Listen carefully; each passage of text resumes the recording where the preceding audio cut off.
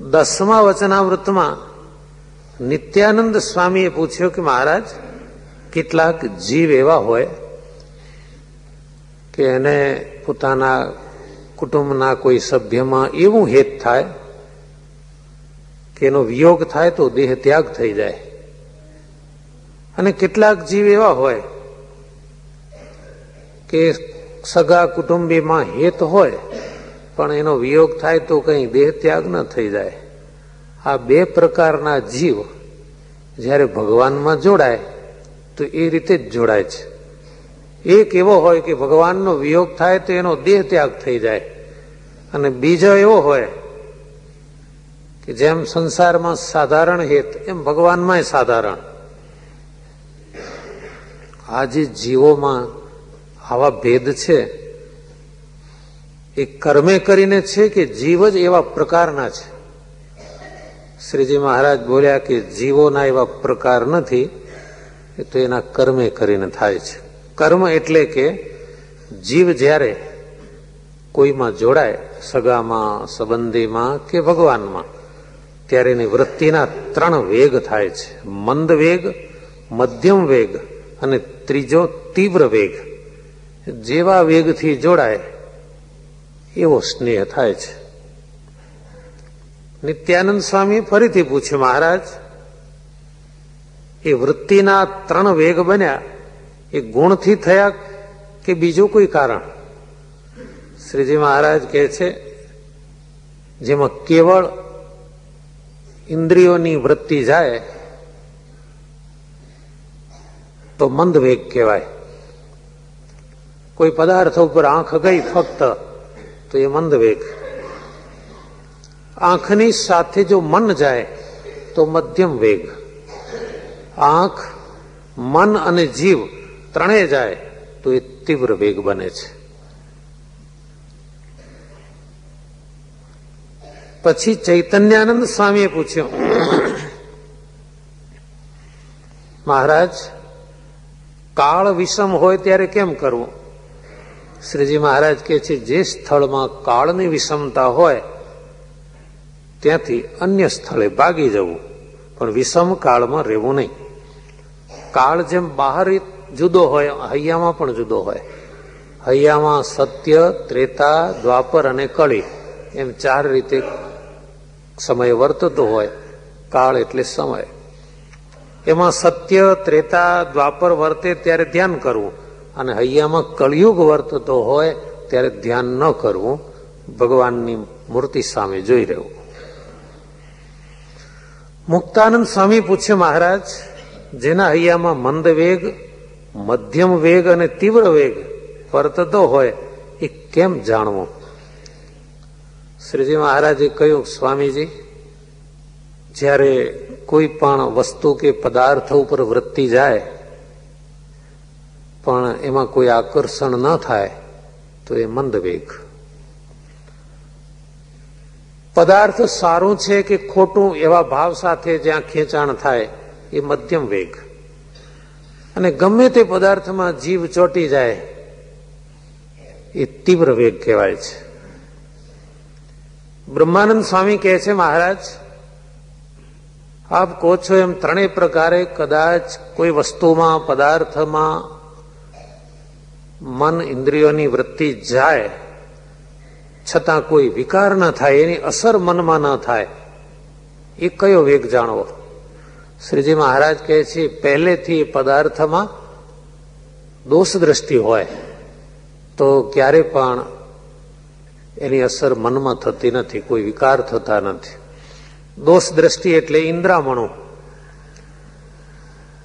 ઇન્દ્રામણો એક ફળ થાય છે વેલામાં, એ ઝેરી હોય છે, જોવામાં મોસંબી જેવું લાગે. આપણે એને જાણી લીધું કે આ દુઃખદાયી છે, પછી ક્યારેય પણ ખાવાની વૃત્તિ ન થાય. કોઈ એમ કહ્યું હોય કે આ પડીકામાં ઝેર છે તો ચાખવાનું મન થાય ક્યારે પણ? એમ પદાર્થમાં દોષ દ્રષ્ટિ હોય પછી ગમે તેવી નજર જાય કે મનોવૃત્તિ એમાં જાય પણ ક્યારેય પણ આસક્તિ ના થાય. જનક જેવા રાજા રાજ્ય કરતા હતા, સારું ખોટું અનેક વસ્તુઓમાં એને પોતાનું મન જોડવું પડતું હતું. શબ્દાધિક પંચ વિષયમાં એ રહેતા હતા, છતાં પણ ક્યાંય બંધાયા નહીં, કારણ કે દરેક વસ્તુમાં દોષ દ્રષ્ટિ હતી. અને આવો સમજુ હરિભક્ત હોય, વિચારવાન, એ કરોળિયાની જેમ પોતાની કરોળીઓ પોતાની લાળ મોઢામાંથી બહાર કાઢી અને જાળું ગૂંથે. એ કરોળિયાને એમ લાગે કે હવે જરૂર નથી, તો એ લાળ પાછી ગળી જાય છે. એ જ રીતે જ્ઞાની ભક્ત જરૂર પડે ત્યાં પોતાની મનોવૃત્તિને વિસ્તારે અને એમ લાગે કે જરૂર નથી ત્યારે સંકેલી લે. અને આવો ભક્ત રાજ્યમાં રહેતો હોય તો જંગલમાં હોય એવું એના મનમાં શાંતિ હોય છે. અને આવો જ્ઞાની જ્યારે રાજ્યમાં હોય, હજારો મનુષ્ય એના હુકમમાં રહેતા હોય, એવી સમૃદ્ધિ હોય, તો એને મનમાં એમ ન થાય કે હું બહુ મોટો છું. અને ક્યારેક રાજ્યનો નાશ થઈ જાય, હાથમાં માટીનું પાત્ર લઈને ઘરોઘર માગી ખાય, તો એને એમ ન થાય કે હું ગરીબ થઈ ગયો છું. એ તો પોતાના જ્ઞાનમાં, ભક્તિમાં અલમસ્ત રહે. એને પોતાના સ્વરૂપનો અને ભગવાનના સ્વરૂપનો મહિમા જાણ્યો છે કે હું આત્મ સ્વરૂપ છું, પરમાત્મા સ્વામિનારાયણ ભગવાનનો દાસ છું. એટલે તો એને સોનું હોય કે લોઢું કે પાષાણ, આ બધું સમાન વર્તે છે. આવા જ્ઞાનીને કોઈ વસ્તુ બંધન કરતા નથી. અને ભગવાનનું જ્ઞાન થયા પછી આ જગતની વસ્તુ એને તુચ્છ લાગે છે, એમાં એનું મન જતું નથી. જેમ કોઈ પુરુષ પ્રથમ કંગાલ હોય. શ્રીજી મહારાજ દૃષ્ટાંત આપે છે, કોઈ પુરુષ પ્રથમ કંગાલ હોય અને એને રાજ્ય મળે, એની દૃષ્ટિ એટલી મોટી થઈ જાય, તે પ્રથમ લાકડાના ભારા વેચતો હોય, તુચ્છ તુચ્છ કામ કરતો હોય, એ બધું ભૂલી જાય અને રાજ્ય સંબંધી કામ કરે. કંગાલ હોય એટલે શાકની લારીમાં પૂછે, શું ભાવ ભાઈ? 7 રૂપિયા ને 50 પૈસા 500 ગ્રામના. બસ એટલા જ ભાવતાલની ખબર હોય. 250 ના આટલા, 500 ના આટલા. હવે કાલ ઉઠીને કોઈ નાણાં મંત્રી થઈ જાય, 27 કરોડ 80 લાખ ના હિસાબ કરવા માંડે તરત જ. પહેલી જગ્યાએ રોકાણ કર્યું છે 56 કરોડ 90 લાખ. આવા આંકડા એના મગજમાં રમવા માંડે. તો પછી પેલા શાકના આંકડા યાદ રહે? કારેલાનો શું ભાવ છે ને બટાકા 250 નો શું ભાવ? કશું જ ન રહે મગજમાં. જેમ કંગાલ હતો ત્યારે એવા આંકડા યાદ હતા, ચવાણાના શું ભાવ ને ચેવડાનો કેટલો. પણ જયારે રાજ્યમાં આવ્યો તો કરોડોના અબજોના આંકડા એના મગજમાં રમવા માંડ્યા. જ્ઞાની હોય એને ભગવાનના આંકડા મગજમાં રમવા માંડે.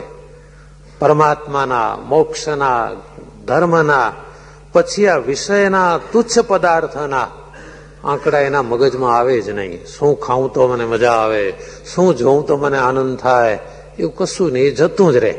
ભગવાનની જ વાત હોય. શ્રીજી મહારાજ ઉપસંહાર કરતા કહે છે આ વચનામૃતનો, ધર્મના માર્ગમાં, આધ્યાત્મિક માર્ગમાં, સત્સંગમાં 2 જણા જ સુખી, બાકી બધા દુખી. કયા 2 જણા? આ સભામાંથી ઉભા કરીશું કે આ 2 જણા સુખી છે, બાકી બધા બેઠેલા દુખી. કયા 2 જણ જાણો છો?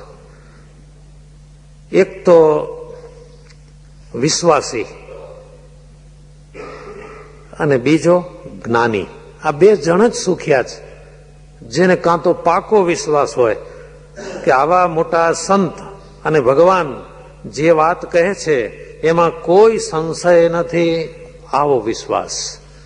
એના મનમાં શંકા થાય જ નહીં. ગીતાનો શ્લોક શ્રીજી મહારાજ ટાંકે છે, ગીતાજીમાં પણ લખ્યું છે, યશ્ચ મૂઢ તમો લોકે યશ્ચ બુદ્ધે પરમ ગતઃ તાવ ભવ સુખ મેધે તે ક્લિશંત્યંતરિતો જના. યશ્ચ મૂઢતમો એટલે કે સંપૂર્ણ વિશ્વાસી એક, અને ય બુદ્ધે પરમ ગત, એ બુદ્ધિના